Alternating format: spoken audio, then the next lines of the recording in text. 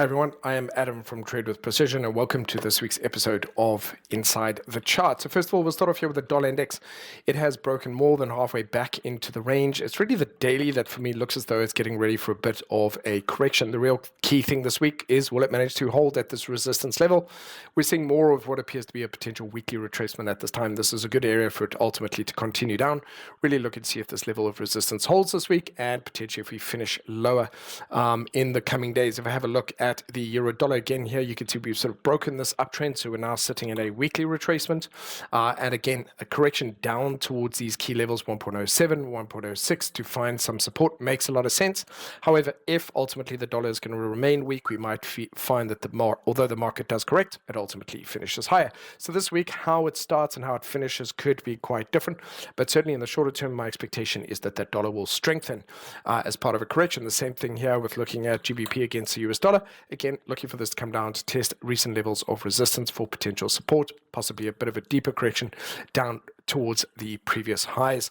Aussie dollar, US dollar for now, this is more range bound. We've broken this uptrend, we're more range bound. And again, I would expect this to head a little bit lower. We'll see if this level of support holds. If that dollar truly is going to remain weak, then these levels of support or resistance will hold.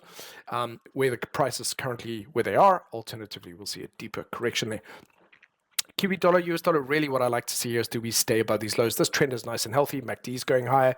Everything about this looks really good. I'd like to see if we stay above these lows this coming week. So any kind of bullish signals for me here, I might see as potential buying opportunities within this uptrend. Dollar yen as well, you can see here attempting a little bit of a sort of inverse headed shoulders. The MACD is going a little bit bullish here. So this is a lot closer to a weekly retracement at this time. And again, really looking to see not much of a move to the upside, but possibly just testing recent levels of resistance. Dollar CAD as well, offering no clear trend at all. So there's really nothing to be gained from this. We've got lower highs from the top and higher lows from the bottom. We're just potentially range bound for the foreseeable future. Dollar Swissy as well, although in a beautiful downtrend, has found support. We've got a bit of a double bottom here, little bit of potential bullish divergence there. So for now, certainly expecting this to come a little bit higher to test, possibly as high as 0.89. But if it holds within this area, that'll be a good, especially if it does it across the majors, that'll be a good sign as to the weakness of that US dollar. Now, let's move on and have a look at the global indices. So again, I don't know, for those of you who trade actively, you would have seen the last 5 to 10 days, depending on the instruments, but pretty much across all asset classes, the market has been incredibly choppy, just not really trending very much. Here you can see going back sort of the last 4 or 5 days, and then the previous week ahead of that, the market going down a bit, then up and down and up and down. So very, very choppy. We're in a great area for this to essentially test for resistance. It did drop a little low as though it was following through, but essentially now this week is going to see how it copes. What catches my eye, especially when looking at the weekly, is going to be this relationship around that 50-period moving average. If we stay below it, that hints at a longer-term downward correction. If we manage to close back up above these levels of support, that then hints that the recovery, potentially at least in the medium term, the markets are going to revert back to being bullish. So again, here you'll see price just underneath that weekly 50. And again, as I said, that's usually a good clue as to how price behaves around that on the weekly, as to what the medium and longer term kind of behaviors of the market's going to be. But for now, I want to see if these levels of support hold. So I'm not going to presume to judge which way it's going to go. I expect for now, range bound. We'll see if we break out the top. We'll have a higher correction. We'll have a move up to 584. If we fail to do that and ultimately close lower, that hints at a longer, sort of more sustained move to the downside. NASDAQ as well doing exactly the same thing here, but just for the last 8, 9, 10 days, which is 2 weeks, almost 3 weeks, just going nowhere and really not offering much. And that's not a sign of strength in the markets. Let's look at it from a weekly perspective. Again, we're stuck below that 50-period moving average. So a lot of this is relatively crucial. If we're going to have a slightly longer correction, meaning 6 to 12 weeks, then this is the kind of thing that I would expect it to battle with. But if it's going to start to recover now, that will start to become more evident in certainly this week. I would expect to get more information on that. Let's have a quick look at the UK, the non-US ones. Here, overall, still relatively bullish, not going through as much of a correction. We'll see if these levels of support hold. The DAX finally starting to stumble here. If you look at the last few weeks here, you can see not really new ground gained. We've got a hanging man. We've got a lot of wicks at top. So this hinting at a possible correction just further down towards 22,000.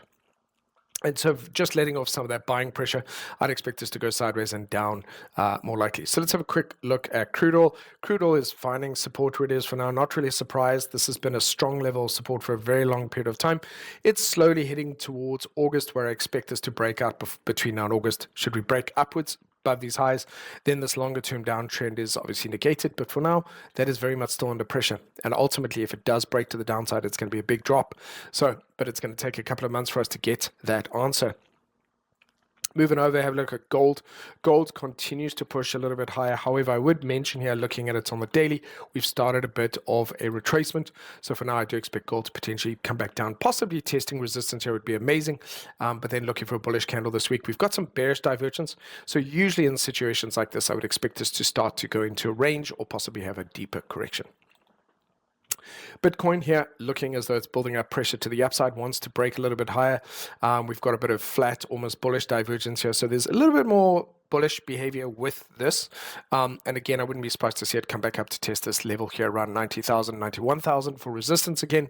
Shorter term moves to the upside, but overall not expecting much more than that from a weekly perspective. We have definitely got bullishness here, but I'd expect possibly just a retest and a continuation to the downside.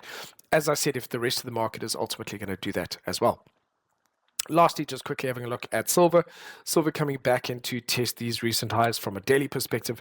Very nice. Pull back into the moving averages. If it can hold at this level or the previous level, then we could see some further upside. Overall, not looking that bad here. Not looking that bearish. So we could see a nice bullish recovery this week. And then finishing off lastly with the Russell 2000. Simply because when I look at it from a monthly perspective, it's taking quite a bit of hit, and of course it's got a bit of a double top reaction at this, at these all-time highs. And of course, this wouldn't surprise me if we did see a little bit more further downside back in towards this previous range over here. So I'm going to leave you with this. Really want to have a look at this dollar this weekend, possibly strengthening in the early parts of the week. Will it stay strong, finish strong, or will we see it give back that ground? Will it struggle to actually regain some of that ground? And then having a look at the global indices. Similarly, they're going to be testing areas of resistance, and we'll see how well they manage to break up through that.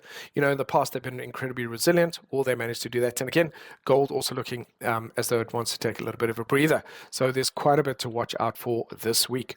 All right, ladies and gents, have a good one. I'll speak to you soon. Thank you.